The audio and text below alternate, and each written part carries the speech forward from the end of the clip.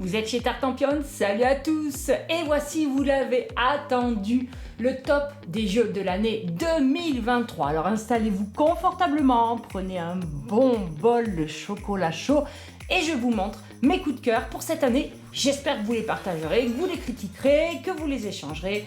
Et surtout, je vous souhaite, avant même la fin de cette vidéo, une très belle année 2024 qui approche à grands pas. Et on commence avec Maps of Mystera, qui arrive tout bientôt, il est peut-être déjà même dans vos boutiques. Un de mes gros coups de cœur au Festival international des jeux de Cannes de 2023. J'ai pu découvrir ce jeu. Alors déjà, tout de suite, je vous montre un petit peu l'intérieur de la boîte qui est super mignon pour ranger tout son matériel. Et ce que j'ai vraiment apprécié dans ce jeu, qui se joue somme toute assez rapidement, de 1 à 4 joueurs, c'est un gabarit d'environ 3/4 d'heure.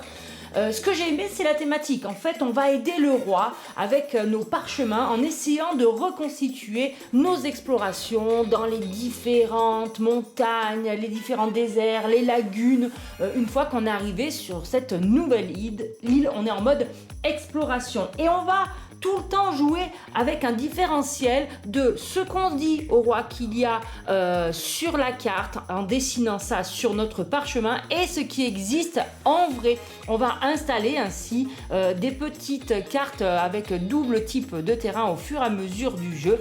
On va essayer de faire coïncider au mieux notre parchemin avec la réalité du terrain pour être le cartographeur le plus valeureux du roi. On va essayer aussi d'émettre des hypothèses et de les respecter.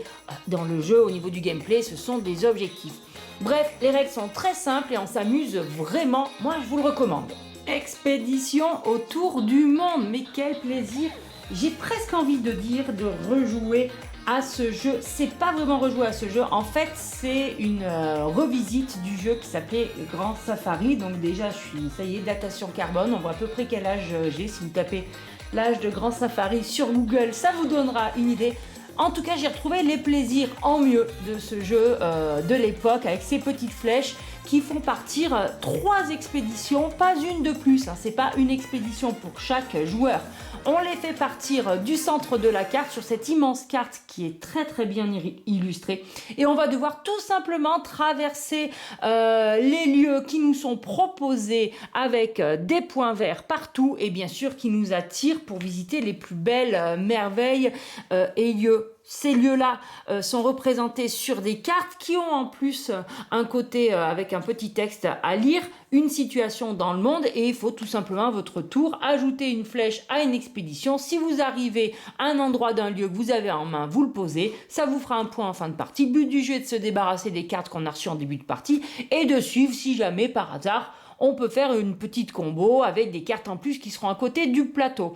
Vous ajoutez qu'une flèche à votre tour, mais vous allez pouvoir craquer des tickets pour rajouter d'autres flèches, les déplacer et attention, le petit sel du jeu, le petit twist, c'est que si on boucle, on rejoue. Si on arrive sur les cases bleues, on rejoue. Si on arrive sur les cases rouges, on reprend un ticket, mais on peut pas dépenser plus de 3 tickets par tour. Bref, dans les océans, il y a moyen de faire des belles combos. Je vous le recommande, on peut y jouer en mode tranquille, familial, ou un peu plus calculateur avec un peu plus de combos. Trio, un gros coup de cœur pour cette année, vraiment que j'ai découvert là aussi à Cannes. Il y avait plein de jeux de cartes, il y en a plein des très bons, mais vraiment pour moi Trio est ressorti. On a l'impression que l'auteur a écrit les règles en 10 secondes, tellement ça paraît évident. Le but du jeu pour gagner, c'est de découvrir 3 trios de cartes. Toutes les cartes sont toutes distribuées à chaque manche. Peut-être que vous réussirez à gagner en mode Super Warrior avec un seul trio de 7, le Golden Trio, qui vous permet de l'emporter. Et en fait, le jeu est très simple. Vous allez devoir révéler les cartes une à une et à votre tour, vous pouvez demander à un joueur de montrer soit sa plus petite carte, soit sa plus grande, sachant qu'il les classe du plus petit au plus grand dans sa main face cachée. Et voilà, tout le sel du jeu est là, dans les interactions qu'il y a entre les joueurs. On essaye de deviner, on essaye de voir qui bluffe. Il y a des petites choses qui se révèlent et c'est très rigolo à jouer. Vraiment, je vous le recommande. À fond, allez-y sur Trio, c'est parti, vous pouvez vous éclater. La guilde des expéditions marchandes. Alors, je vous le dis tout de suite, je sais pas si c'est pas le jeu que j'ai le plus joué cette année. De toute façon, l'année 2023, pour moi, ça aura été une année vraiment avec Ori Games parce que j'ai découvert plein de jeux. Je vais juste vous incruster quelques petites photos parce que je les ai découverts dans les festivals. Donc, coucou le festival de Vichy, merci de m'avoir accueilli. Coucou aussi le festival d'Octogone, la convention d'Octogone qui m'a aussi accueilli, qui m'ont fait découvrir avec des super animateurs chacun ce jeu Planète No, et surtout vraiment la guilde des expéditions marchandes qui représente plein de sensations de jeu que j'avais eu. Il y a un peu du Kingdom Builder, il y a un peu du Blue Lagoon de chez Blue Orange. Il y a un peu plein de choses dedans et il est super agréable. On joue, il est très dynamique parce qu'on joue tous en même temps. On va révéler une carte qui va s'installer ici sur le plateau principal et qui va tout simplement vous dire où est-ce que vous allez poser vos petits cubes d'expédition. Donc avec ça, vous en posez 2 dans la prairie, ça, 1 dans la montagne, là, 3 dans la mer. Et ensuite, avec ces cartes-là, vous allez juste déclencher les bonus trésors que vous aurez choisis. À chaque manche, on va faire ça, on fait ça je crois pendant 4 manches à chaque âge, je devrais dire. Mais le truc du jeu, c'est que on pose nos petits cubes, on établit nos chemins et quand on a rempli toute une région, on peut mettre un petit comptoir. Et à la fin d'une manche, on renlève tous les petits cubes et après on les repose en repartant des comptoirs. Donc on va essayer d'aller choper les tours qui sont un peu dans les coins, on va aller farfouiner les ruines qui nous offrent des jouets et des cadeaux. On va essayer d'avoir des points en fonction des régions, de tout un tas de choses. Il y a plein de façons de scorer et les bonus ici aussi sont très riches et nombreux. Ah, vraiment, je vous recommande de l'essayer et j'ai vraiment bien aimé aussi le mode solo. Donc une année Ori Games pour Tartampion. Cheese Master, un jeu super rigolo de rapidité et qui peut occasionner juste 1 milliard de jeux de mots.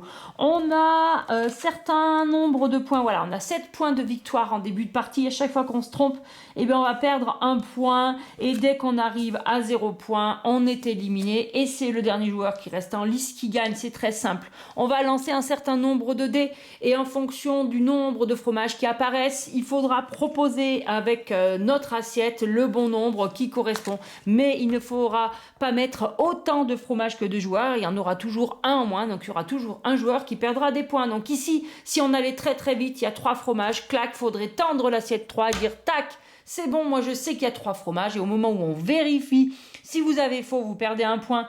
Si vous avez juste, eh bien vous êtes encore dans la course. Mais c'est pas si simple que ça. Là, c'est facile parce qu'il y a qu'un dé avec 3 fromages, mais vous allez avoir les petites souris qui vont arriver. Et chaque souris mangera un fromage. Donc là, en fait, il y a 2 fromages. Si on rajoute ce dé-là, eh bien 2 souris mangent 2 fromages. Donc il n'y aurait qu'un fromage. Et on a même des doubles souris. Donc ici, il y a 0 fromage.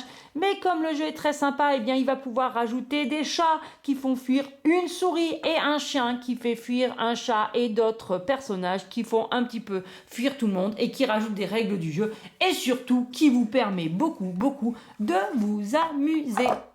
Oasis New Hope, eh bien moi j'ai vraiment bien aimé ce petit jeu qui se joue rapidement en une demi-heure où tout le sel du jeu est d'avoir le sens du timing, c'est-à-dire que vous allez traverser des endroits désertiques pour essayer d'atteindre l'oasis. Donc en fait on va faire une ligne de cartes qui démarre à 13 et qui va jusqu'à 0, sachant qu'il n'y a que 2 cartes oasis à 0 et en fait au fur et à mesure du jeu vous allez récupérer des cartes et en reposer, mais celles que vous reposerez pourront être disponibles pour les autres joueurs. Donc, comme il y a certaines cartes qui vous intéressent et d'autres non, vous pouvez essayer de bloquer les autres joueurs. Il y a aussi pas mal d'interactions où vous allez pouvoir essayer de vous protéger et tout ceci grâce à des compagnons que vous allez pouvoir faire comboter grâce à leurs actions spécifiques. Certains seront plus agressifs et vont piller, d'autres vont vous permettre d'être plus perspicaces et de mieux voyager. Bref, la façon de jouer dans le jeu Oasis, de à quel moment je choisis quelle carte et à quel moment je la joue, eh bien je vous recommande vraiment de la découvrir. Biomos qui a été une vraie petite surprise pour moi parce que je l'ai un petit peu étudié de près. Sur la première partie, j'ai peut-être pas été tout de suite très emballée, mais après j'ai fait d'autres parties, surtout avec d'autres versions. On peut jouer avec le mode tout simple, très épuré comme ceci. En fait, dans toutes les parties, on va piocher des petites planètes qu'on va installer comme ceci dans son espace à soi. Et le but du jeu est d'avoir le plus de points de victoire. Par exemple, ici, si je reconstitue ce biome, que je suis la première à le faire, je gagne 7 points. Vous voyez, je l'ai fait sur cette planète-là. Je prends tout de suite la carte. C'est aussi simple que ça. Et une fois que tout est installé ici, en plus du matériel qui est très sympa, c'est rigolo, et bien une fois que tout est installé ici, on a terminé la partie, on compte nos points. Mais ce qui m'a vraiment plu, c'est le fait de pouvoir jouer avec différents modes. Déjà, Déjà sur la boîte de base, eh bien, vous pouvez jouer avec le mode normal et si vous retournez avec le mode avancé qui vous permettra de faire des petites combos et surtout de relier un côté à l'autre. Et j'ai eu la chance de pouvoir jouer avec l'extension qui va annoncer aussi des nouvelles cartes, des nouvelles façons de scorer que je trouve très sympa. Et le truc vraiment qui me fait mettre Biomos dans le top, c'est que moi je l'aime vraiment avec les combos en plus, le mode avancé, tout ça, peut-être façon un peu plus gameuse. Mais j'ai rencontré plein de gens qui eux n'ont pas accroché sur l'extension, mais qui préfèrent le mode avancé, ou d'autres qui au contraire préfèrent le mode très simple, très épuré. Peut-être que l'auteur voulait un peu plus dès le départ, je ne sais pas. En tout cas, je trouve que Biomos mérite d'être dans le top parce qu'il a vraiment une grande diversité à proposer et du coup, un très large public à atteindre. Donc voilà, je vous le recommande. Et on continue avec l'hippogramme. Alors, je pense que tout le monde va faire des bonds de 15 mètres parce que je crois bien après vérification qu'il n'est pas du tout sorti en 2023, mais moi je l'ai découvert cette année, alors ça compte pas, c'est pas grave. L'essentiel est de se faire plaisir et je me suis vraiment fait plaisir avec ce jeu qui est tout simple. C'est un petit jeu dans lequel il y a des cartes, sur chaque carte il y a 5 mots qui sont numérotés et on va pouvoir jouer avec une petite application qui fonctionne hors connexion, donc pas obligatoirement besoin d'avoir internet pour pouvoir y jouer, où on va tout simplement jouer soit en mode défi, soit en mode compétition. En mode défi, vous avez plein de défis qui vous attendent, qui seront du plus simple au plus difficile. Et en mode compétition, vous allez tous jouer les uns contre les autres en essayant d'attirer vos adversaires dans le mur.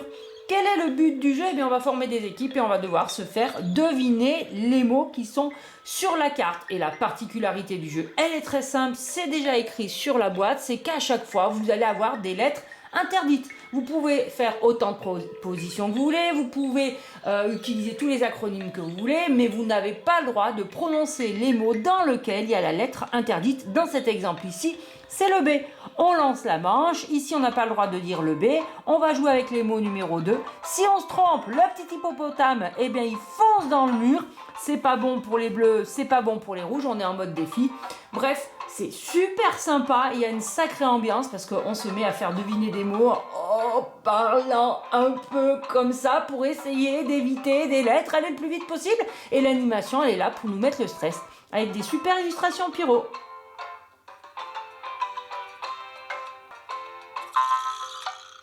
Et maintenant, je vous présente Mycelia chez Ravensburger. Alors, c'est un jeu qui a été une petite surprise pour moi. Moi, je l'aime bien parce que c'est une chouette initiation au deck building. Et surtout, ce que j'aime bien, c'est la thématique. Avec des petites feuilles, on va pouvoir recruter des héros de la forêt. On a 3 cartes de début de partie, mais on va pouvoir en acheter des nouvelles pour améliorer notre paquet de cartes et faire en sorte qu'on ait une meilleure main, le principe du deck building. Il y a vraiment une grande quantité de cartes. Les actions de chacune des cartes sont assez simples à comprendre et on a surtout une bonne iconographie. Et le but du jeu sera d'évacuer tout simplement les petites gouttes d'eau qui sont sur notre plateau individuel. On va les pousser comme ceci en fonction des actions des cartes que l'on piochera à chaque tour pour qu'elles arrivent sur ce tronc. Et quand elles arrivent sur ce tronc, hop, elles sont immédiatement installées dans le sanctuaire. Et le petit truc sympa du matériel, c'est que quand le sanctuaire est plein en fonction du nombre de joueurs, regardez, il va pouvoir tourner. Et là, je trouve que c'est super sympa parce que ça fait un petit effet de pluie. On a l'impression que l'eau ruisselle et ça relance la suite de la partie. Et voilà, chers amis, pour cette sélection pour l'année 2023. Je vous remercie d'être toujours aussi présents pour suivre ma chaîne. Ça fait déjà 8 ans que je suis là. Eh bien, je tiens le coup. J'ai toujours envie de vous présenter plein de jeux, peut-être sous différentes formes, à un différent rythme. En tout cas, le cœur est toujours là et la passion, je n'en démords pas. Donc je vous embrasse tous et je vous remercie tous pour votre contribution à ma chaîne, à mon plaisir de jeu, à mon accueil dans l'univers des autrices. Je vous dis à très bientôt, passez des bonnes fêtes de fin d'année et puis si vous voyez cette vidéo en plein été, c'est pas grave, jouez quand même, c'est l'essentiel. Je vous dis à très bientôt chez Tartampion et d'ici là n'oubliez pas, amusez-vous bien!